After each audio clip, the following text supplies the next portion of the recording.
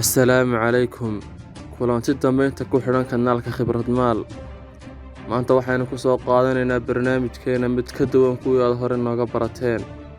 Barnaamijkeena maanta waxaynu diiradda saaraynaa dhanka horumarinta nafta. Waxa aynu ka faalloon doonaa intaan ku guda jirno barnaamijkeena 10 sifo oo ay habboon tahay inaad ku tababarto naftaada si aad u yeelato shakhsiyad awood badan. Runtii waa la wada jecel yahay shakhsiyad awood badan inuu qof kastaaba yeesho.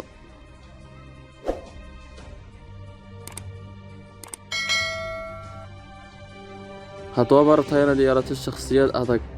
Jawaabtu hadday haa tahay aynu isla garanno marka hore waxa ay tahay shakhsiyadda adag iyo sifooyinkeeduba.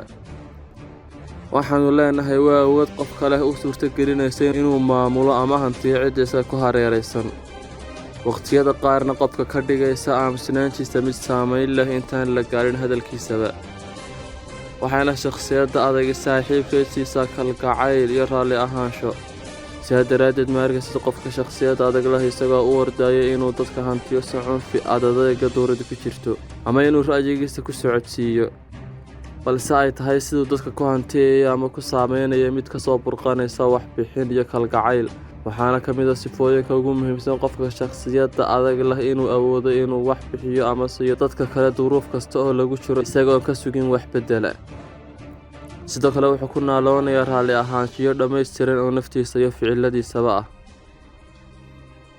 haddaba intaa kadib su-aasheennu waxay noqonaysaa waa maxay waxyaalaha lagu qiimeeyo shakhsiyadda adag, sidee baanse ku yeelan karaa?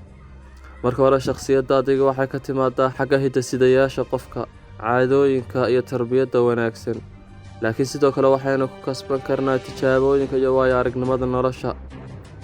haddaba waxaan halkan kuugu soo gudbinayaa 10 nasiixo oo haddaad raacdo aad ka dhaxli doonto shakhsiyad adag. haddaba aynu soo qaadanno sifada koowaad. runta oo aad ku dhaqanto hadalladaada oo dhan waa ta siinaysa noloshaada sirta quwadda. sababtoo ah waa raadka weyn ee uu ku leeyahay nafaha xitaa kuwa aan lahayn sifadan. xitaa qofka beelowga ah ama daalimka ahba ugu yaraano waxa uu ka ixtiraamaa qofka sare ugu qaada kelmadda xaqa ah ama runta ah qaybta hoose ee naftiisa. halkaana waxaa ku duugan sirta ah inay ka caajiseen dadkii gaalada ahaa ee xaqa ku kibri jiray inay qariyaan kelmaddii xaqa ahayd ee ay la yimaadeen rusushii Alle soo diray. lambar 2.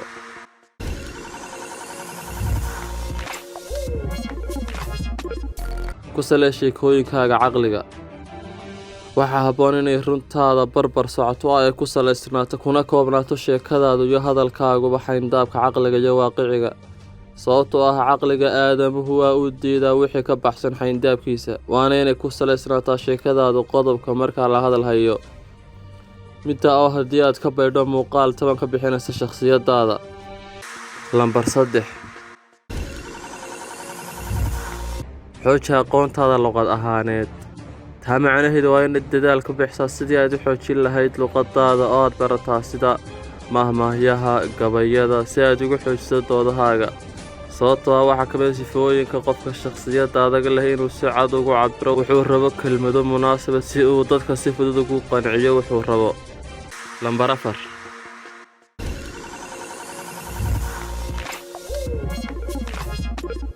mas-uuliyadda. waa inaad aamintahay inaad tahay ka mas-uulka ka ah noloshiisa iyo badhaadhaheedaba oo aanad ku xidhin arrimahaaga oo idil cidna hadday doonto ha ahaatee. sidoo kale waa inuu ahaadaa maamulidda dhaqankaagu mid ka soo baxaya gudahaaga balse aanu ka soo bixin cid kale ama duruufahaaga nololeed. lambarka 5.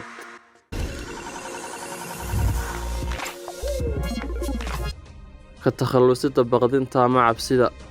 ka takhallusa cabsida aad ka qabto guuldarrada kuna qanci naftaada in dariiqa qudha ee guushaadu inuu yahay mid maraya isku dayo iyo caqabado tiro badan. dhoolla caddeyna mar kasta oo aad isku day samayso, sababtoo haddaanad isku day samayn ma gaadhaysid wax natiijo ah. lambar 6.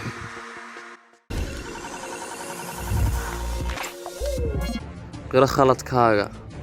haddii aad khaldanto ama cid xumayso ha canaanan naftaada ama waayaha, balse qiro khaladkaaga.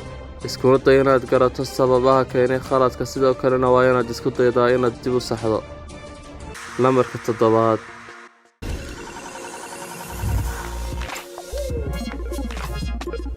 ha ka sugin cidna ammaan.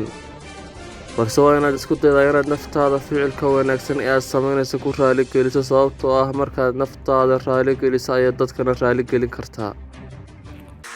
Lambarka 8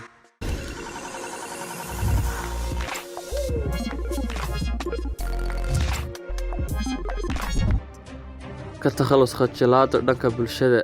Ka saar naftaada khajilaadda, dhexgalna noocyada kala duwan ee bulshada, barana dhaqanka dadka.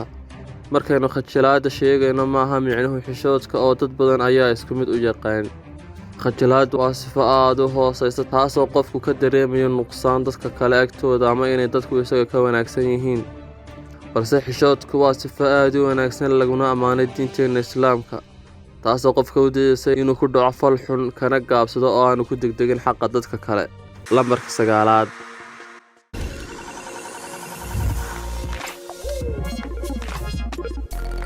ka fogow xanta.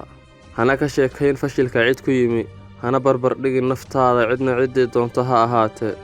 Waxaana jirta xigmad tiraahdo caqliyadda dadku waxa ay u kala qaybsamaan 3 qaybood.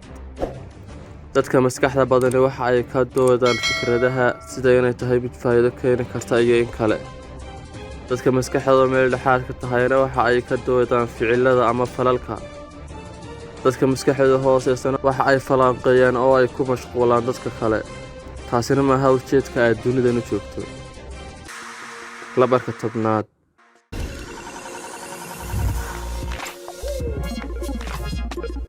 horumari sifooyinkaaga la xidhiidha dhanka jidhka iyo aqoontaada luqadda jidhka. Horumari sifooyinkaaga la xidhiidha dhanka jidhka iyo aqoontaada luqadda jidhka, ama loo yaqaano body language, sida inaad fiiro dheer u lahaato arrimaha agtaada ka dhacaya oo idil, una dhug yeelato xarakaadkaaga jidheed, sababtoo ah xarakaadkaaga jidheed waxa ay muraayad u yihiin shakhsiyadaada. Si kalsooni lehna u soco, una hadal, una noolow. Marka dambena waa u caadisanaya caqliga oo kalsoonida kuna dhaqmaya. Intaas ayaynu ku soo afmeerinaa barnaamijkeena. Waynoo barnaamijka xiga.